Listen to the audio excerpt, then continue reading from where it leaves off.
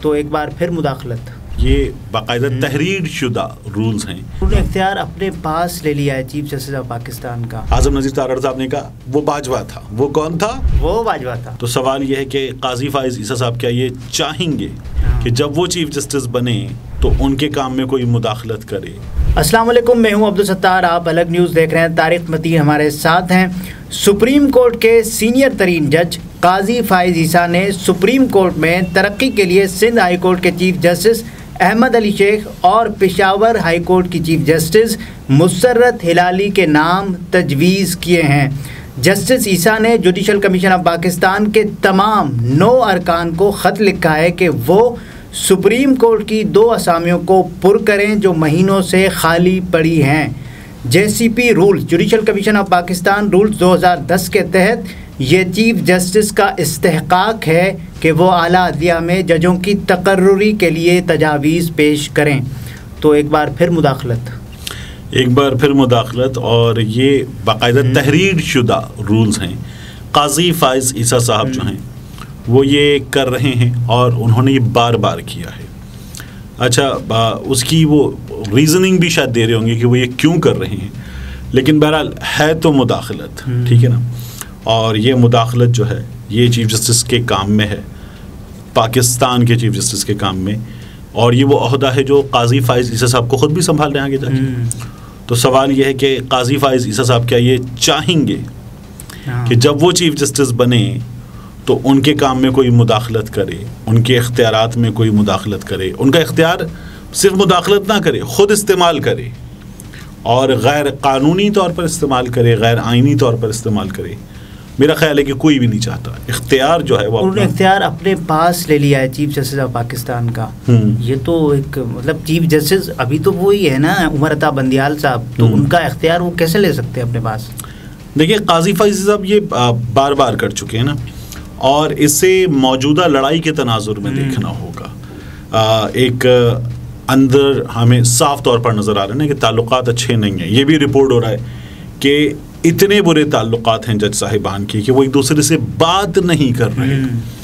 وہاں جو court room number 1 میں ایک لفظی لڑائی رپورٹ ہوئی تھی، اس میں تو کافی کچھ رپورٹ ہوا کہ بہت ہی نامناسب الفاظ استعمال ہوئے. اگر یہ سب کچھ سپریم کورٹ آف پاکستان کے جج صاحبان کے درمیان ہو رہا ہے تو لوگ بیچارے پھر کیا کریں، کیا سمجھیں؟ اور یہ کیوں ہو رہا ہے؟ اس لیے ہو رہا ہے کہ قاضی فائز عیسیٰ صاحب جو ہے وہ چیف جسٹس کے کاموں میں ٹانگ اڑا رہے ہیں.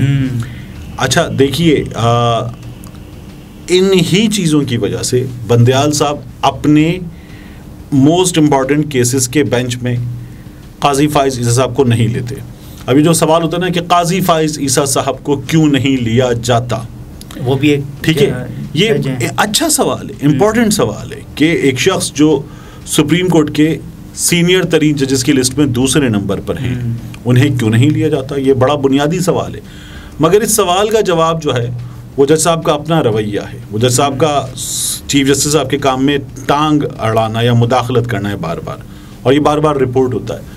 تو میرا یہ خیال ہے کہ یہ نامناسب ہے، اور قاضی فائز عیسیٰ صاحب اگر یہ نہ کریں تو تعلقات شاید بہتر بھی ہو سکتے ہیں. جمال خان مندوخیل صاحب اور چیف جسٹس صاحب، یہ جو حکومت، میں تو نہیں کہہ رہا کہ ہم خیال ججز جو ہے اس اصطلاح سے میں ایگری کرتا ہوں، لیکن اگر حکومت یہ اصطلاح سامنے رکھتی ہے اور جمال خان مندوخیل صاحب جو ہیں ان ججز میں شامل ہیں جو ہم خیال ججز میں نہیں ہیں، ٹھیک ہے، وہ اگر بینچ میں ہوتے ہیں، اطہر بن اللہ صاحب بینچ میں ہوتے ہیں تو ہوئے نا بینچ میں، کیونکہ وہ والا رویہ یا وہ والی ایک فضا جسے ہم مخاصمت کی، مخالفت کی فضا کہتے ہیں، وہ جمال خان مندوخیل صاحب نے پیدا کی نہیں ہوئی. قاضی فائز عیسیٰ صاحب نے پیدا کی ہے، بار بار کی ہے، تو اس لیے وہ بینچ میں نہیں ہے. اچھا، لوگ یہ بھی سوال کر رہے ہیں کہ اگر یہ جو خالی اسامیاں پڑی ہوئی ہیں، چیف جسٹس صاحب خود کیوں نہیں ان کو پر کرنے کے لیے کوئی اقدامات کرتے؟ بہت ہی برے اس وقت جو ہیں وہ حالات ہیں. پچھلی بار بھی جب ہوا تھا وہ جو 28 جولائی کا مریم نواز کا ٹویٹ تھا، ہیرو آف دا ڈے، اور پھر مان گئے تھے. کس نے منوایا تھا؟ بعد میں سامنے کیا آیا؟ اعظم نذیر تارڑ صاحب نے کہا وہ باجوہ تھا. وہ کون تھا؟ وہ باجوہ تھا. یہ آ گیا تھا. اب اگر ان حالات میں سب کچھ ہو رہا ہے اور پرنسپل جو ہے وہ کیا ہو چیف سپریم کورٹ میں جج صاحب کو لانے کا، یا جج صاحبہ کو لانے کا, جج کو لانے کا, تو وہ پرنسپل جو ہے جوڈیشل کمیشن, بات یہ ہے کہ الجہاد ٹرسٹ کیس, اس کیس کے فیصلے میں یہ آیا تھا کہ پہلا پرنسپل جو ہے نا بنیادی, وہ سینیورٹی ہونا چاہیے. لیکن صرف سینیورٹی پرنسپل نہیں ہے, میرٹ بھی ہونا چاہیے. اب یہ جو میرٹ ہے اس میں جج صاحبان جو ہیں وہ ججمنٹ لکھتے ہیں, اور ان کے جو ججمنٹ لکھے جاتے ہیں وہ ججمنٹ پریسیڈنٹس بنتے ہیں. یہ وہ چیز ہے جو کمپٹنس کو یا میرٹ کو ڈیفائن کرتی ہے, ٹھیک ہے. تو اور کئی بار وہ گلوبل پریسیڈنٹس بنتے ہیں, جو جج صاحبان کے لکھے فیصلے ہیں وہ عالمی عدالتی نظیر بنتے ہیں. تو اب جو احمد علی شیخ صاحب کا معاملہ اس میں, سندھ ہائی کورٹ کے چیف جسٹس صاحب کا, جی بالکل, ان کے بارے میں تو گلزار صاحب جب چیف جسٹس تھے تب انہوں نے بھی کہا تھا کہ یہ فیصلہ نہیں لکھتے, چیف جسٹس ہوتے ہوئے یہ فیصلہ نہیں لکھتے. تو ان کی ایلیویشن میں یہ چیز پرابلم بنی تھی.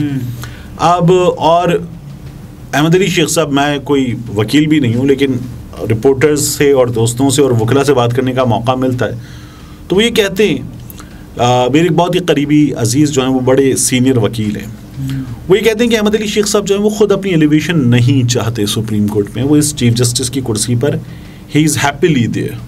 لیکن اگر وہ نہیں چاہتے تو ان کی رضا کے بغیر کون ان کا نام تجویز کر سکتا ہے ایسے؟ دیکھیں پہلے بھی آیا تھا ان کا نام, ٹھیک ہے, اب کی بار بھی ان کا نام آیا ہے, تو نام آیا ہے, لیکن بہرحال انہوں نے خود بھی سلسلے میں ایفرٹس کی, اور یہاں سے محمد علی مظہر صاحب چلے گئے تھے, یہاں سے دیگر ججز گئے ہیں, وہ نہیں گئے. تو یہ ہمارے یہاں پہلے بھی ہوا ہے. مسرت ہلالی بھی, اب مسرت ہلالی صاحبہ تو لاہور وہ پشاور ہائی کورٹ سے آ رہی ہیں. اب میں آپ سے عرض کروں, دیکھیے قاضی فائز صاحب یہ جو کام ہے اس سے پہلے یہی کام مداخلت کا کب کر چکے ہیں. ایک انہوں نے چیف جسٹس کا از خود نوٹس کا اختیار استعمال کیا تھا, تب روکا گیا تھا, لیکن وہ اس سے پہلے خود از خود نوٹس لے چکے ہیں. میں وہی کہہ رہا ہوں آپ سے کہ انہوں نے از خود نوٹس کا اختیار استعمال کیا تھا, روکا گیا تھا. پھر قاضی فائز صاحب نے از خود نوٹس پر, چیف جسٹس کے از خود نوٹس پر پابندی لگا دی. مطلب یہ میرے لیے انتہائی حیران کن تھا کہ چلیں ماتحت کا لفظ اگر نہ بھی استعمال کریں تو ایک جونیئر, سینئر جج تو ہوتا ہی نا چیف جسٹس, ایک جونیئر اپنے سینئر کے اختیار پر پابندی لگا دے اور اس کو کام سے روک دے, اور یہ فیصلہ دیا تھا قانونی طور پر. تو پھر اس کے بعد سپریم کورٹ سے یہ فیصلہ آیا. تو یہ قاضی فائز صاحب پہلے بھی کر چکے ہیں, اب بھی کر رہے ہیں. یہ ایک عدد پرابلم ہے. اس میں ایک اور بڑا پرابلم ہے, اس پرابلم پہ لوگ توجہ نہیں دیتے. کون سا؟ قاضی فائز صاحب ایک خط لکھتے ہیں بندیال صاحب کو, انہوں نے متعدد خط لکھے, وہ خط بندیال صاحب کو جائے گا, رجسٹرار صاحب کو جائے گا, اور قاضی صاحب کی طرف سے وہاں تک پہنچ جائے گا. وہ خط 3 رپورٹرز تک پہنچتا ہے عام طور پہ, اور وہ تینوں جو ہیں وہ پہنچا دیتے ہیں اس سے سوشل میڈیا پر, پھر وہ ٹیلی ویژن چینلز پہ بھی چلتا ہے. بندیال صاحب کو نہیں پہنچتا, بندیال صاحب کو پہنچتا ہے. اچھا.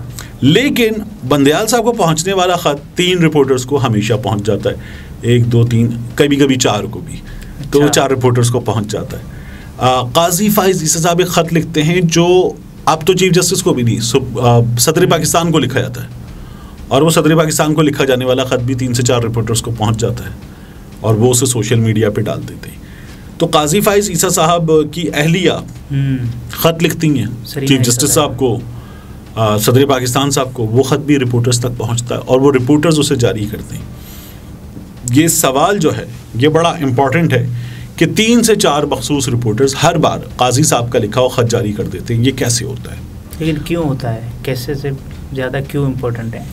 دیکھیے نا, یہ کیوں ہوتا ہے تو وہ تو ہمیں سمجھ میں آتا ہے کہ وہ پبلسائز ہو جائے, لوگوں تک پہنچ جائے, قاضی صاحب نے کیا کیا ہے یہ سامنے آ جائے, ٹھیک ہے, اور اس پر پھر سوشل میڈیا پر ایک بحث شروع ہو جائے. یہ تو اس لیے ہوتا ہے. یہ کیسے ہوتا ہے؟ تو کیا رجسٹرار سپریم کورٹ ان 3 سے 4 مخصوص افراد کو وہ خط جاری کرتے ہیں؟ میں نے جہاں سے چیک کیا تو وہاں سے پتہ چلا کہ ایسا نہیں ہوتا. اگر کوئی چیز رجسٹرار صاحب کی طرف سے دی جاتی ہے تو تمام رپورٹرز کو کوریج کے لیے دے دی جاتی ہے. سپریم کورٹ کا جو وڈ آفس جو میڈیا کو ڈیل کرتا ہے وہ جب جاری کرتا ہے کوئی چیز تو وہ جاری ہو جاتی ہے, ویب سائٹ پہ جاری ہو جاتی ہے. قاضی صاحب جو لکھتے وہ 3 سے 4 رپورٹرز کو جو ہے وہ جاری ہوتا ہے. اب یہ بڑا حیران کن ہے, سرینا عائشہ صاحبہ جب لکھتی ہیں تو وہ 3 سے 4 لوگوں کو جاری ہوتا ہے, اور اب ان کو کون جاری کرتا ہے؟ تو یہ درمیان میں کون ہے؟ اگر رجسٹرار صاحب نہیں کر رہے, رجسٹرار آفس سے نہیں ہو رہا, تو پھر یہ کہاں سے ہو رہا ہے؟ تو یہ ہمیشہ ہوتا ہے. اچھا، لوگ یہ جاننا چاہتے ہیں کہ سپریم کورٹ کے جج کی تقرری کیسے ہوتی ہے؟ جوڈیشل کمیشن آف پاکستان کو خط لکھا جاتا ہے، اس کے بعد دیکھیے چیف جسٹس آف پاکستان جو ہیں وہ نامینیٹ کریں گے، تو اختیار ہی انہیں کا ہے، رول نمبر 3 کے جو آپ نے شروع میں بتایا. بالکل تو اختیار ان کا ہے، لیکن یہ اختیار یہاں استعمال ہو رہا ہے. جب وہ ہو جاتا ہے تو پھر اس کے بعد جوڈیشل کمیشن کی ایک فارمیشن ہے، اس فارمیشن میں سپریم کورٹ آف پاکستان کے چیف جسٹس ہیں اور وہی اس کو چیئر کرتے ہیں. پھر اس کے بعد اس میں غالباً 4 سینئر جج ہیں، ایسے ہی، اور پھر اس کے بعد اس میں اٹارنی جنرل ہیں، حکومتی لا آفیسر، اس میں وزیر قانون ہیں، اس کے ساتھ اس میں بارز کے نمائندے ہیں، ایک ریٹائرڈ، اور پھر اس کے بعد اس میں ایک ریٹائرڈ جج ہیں. اب جو ریٹائرڈ جج ہیں ان کی تعیناتی کون کرتا ہے؟ چیف جسٹس کرتے ہیں. اور اس کے بعد اس میں جو جن ناموں کو زیر غور لانا ہے وہ نام کون لاتا ہے؟ وہ بھی چیف جسٹس لاتے ہیں. ٹھیک ہے، اور وہ چیف جسٹس وہ نام سامنے رکھ کر ان پر کہتے ہیں کہ یہ نام ہیں، ان پر بات کیجیے. تو ناموں کی ایک فہرست ہوتی ہے، اگر 2 عہدے ہیں تو 4 5 6 7 8 نام جو ہیں وہ زیر غور لائے جائیں گے. قاضی فائز عیسی صاحب جو ہیں انہوں نے جو کیا ہے یہ تحریری طور پر اختیار ہے چیف جسٹس آف پاکستان، انہی کا استحقاق ہے. تو لیکن وہ قاضی فائز عیسی صاحب اسے استعمال کر رہے ہیں. اگر کوئی بھی پوچھے یہ کیا ہے تو مداخلت کے ساتھ ساتھ یہ تحریری اصول سے انحراف ہے.